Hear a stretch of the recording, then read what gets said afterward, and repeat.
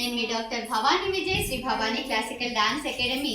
మనకి March April అనగానే కూడా పిల్లలందరికీ ఎగ్జామ్, పిల్లలతో పాటు పేరెంట్స్ కూడా చాలా టెన్షన్ పడుతుంటారు.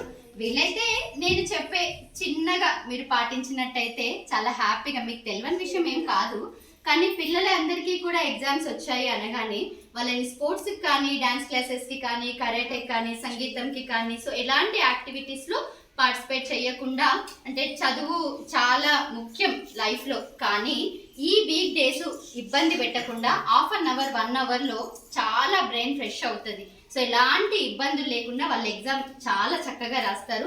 ఇప్పటి వరకు ఎలాంటి యాక్టివిటీస్లో ఉన్న వాళ్ళు ఎవరు కూడా చదువులో వెనుకబడింది ఎక్కడ కూడా లేదు మనకి.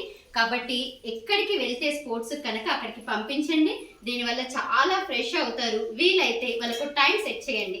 ఏంటంటే నువ్వు హాఫ్ అన్ అవర్ ఆడుకోవాలి, 1 అవర్ చదువుకోవాలి, 1 అవర్ చదువుకోవాలి, హాఫ్ అన్ అవర్ ఆడుకోవాలి.